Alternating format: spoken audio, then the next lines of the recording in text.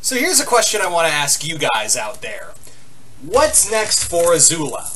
What is next for Azula? Now, we haven't seen her in, I guess you could say, the extended lore of Avatar after Smoke and Shadows. We haven't seen her since then. So we don't know what she's doing, and so far it's just been focusing on this imbalance story, which, by the way, can I just say that the Avatar comics take forever to fucking come out? Can we just all acknowledge that the Avatar comics just take for fucking ever to be released? Sorry, I was drinking something. But yeah, that's the thing. That's all. That's just kind of irked me. I was like, whenever they have a release date, I'm like, well, that's gonna change. Like, at no point when they have a quote-unquote official release date, I don't believe it. Hell, when they change it 3 more times, I'm like, yeah, I don't believe it. You know, nothing is set in stone with them. I know the creators are really busy right now, but still, you know, there is such a thing as, like, getting your shit together. I don't know, but aside from that, let's focus on Azula and where her character could go in the future. Now, for those who don't know, what happened in Smoke and Shadows is that Azula put together several other inmates from her asylum, several other female inmates from her asylum, to pose as malevolent spirits, but really they were just kind of like ninjas, really, who went out and basically manipulated Ukano, Mei's mother, who was part of this Fire Nation group to try to free Ozai and make basically the Fire Nation great again. That was the bottom line of what they were trying to do. But really, Azula revealed that she could give 2 shits about Ukano and the whole thing of freeing her father. What she was really after is trying to make Zuko a better Fire Lord, because in her head, she thinks that Zuko is too soft, and that in being too soft, he is going to wreck the Fire Nation. She doesn't want to be Fire Lord anymore. She wants Zuko to be her. She wants her to be like she wants him to be like her and Ozai. So that's interesting. Azula has officially become the Joker. She's basically become the Joker in a way, which is interesting. Which is an interesting way they've been playing with that. I find it a fascinating turn of events, really, because Azula was always about power, and now she is obsessed with something else, of making Zuko like her, much like how Joker in some cases wants Batman to be like him. So, yeah, it's very much Zuko and Azula are Joker and Batman now. It's kind of hysterical. It's kind of funny in a cosmic sort of way. But now a lot of people I've been seeing online, and this is what kind of prompted me to do the video, talk about this subject, is that basically a lot of people have been wanting Azula to have a redemption arc. And I'm like, no. There are some characters you can redeem, but there are others who just don't need it. Now, on the flip side of that argument, you could make that argument of, well, in the IDW comics, Megatron became an Autobot, and Starscream became the technical leader of the Cybertronian race.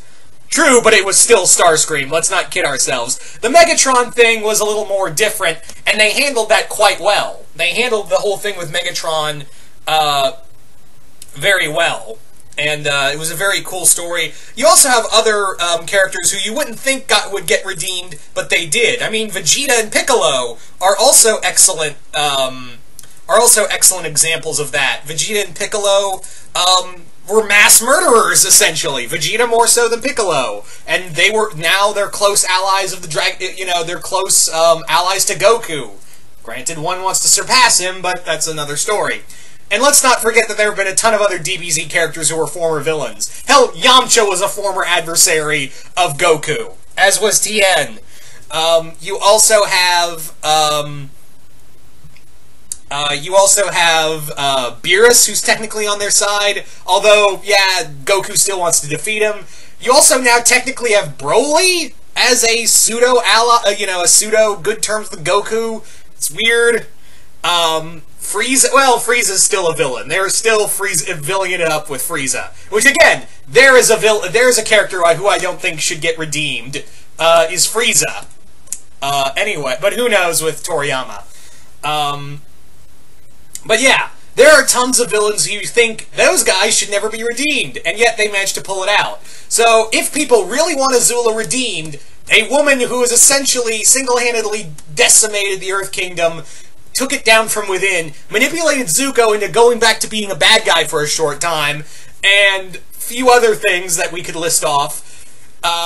Yeah, so Azula, if they decide to do Azula as a good guy, I don't know. Honestly, the closest thing I could see her as is an anti-hero. There is no way they could make her, you know, a full-on hero, a full-on good guy once again after all the shit she's done. So the big thing with this is that Azula, why did I say Zuko? Azula is essentially like, if you really wanted to make her no longer a villain, the farthest I could see is Azula, because Azula's mental health is, like, held together by a string, really. Among other things, she's also just will snap on a dime. She's too much of a perfectionist. But like I said, if they decide to really want to make her a good guy, the closest I could see her is, like, maybe like Jason Todd.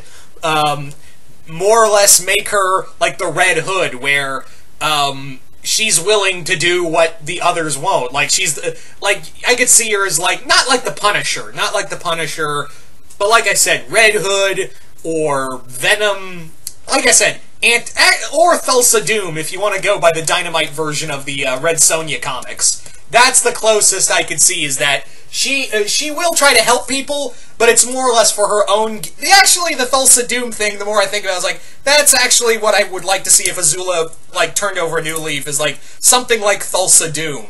And you're probably thinking, wait a minute, the snake dude from Conan the Barbarian, who was played by James Earl Jones, why did you make that one? I'm glad you asked of making that comparison, because in the Dynamite comics, Thulsa Doom is a much different character in the Red Sonja comics. In there, he was a sorcerer who was a slave to the Atlanteans, who were total assholes, and he led the uprising that one day caused the destruction of Atlantis, but he was still out for himself. He was still a genocidal maniac. But at his heart, he wanted to be a good guy, but no matter what he did, Doom seemed to follow him, hence the name Thulsa Doom.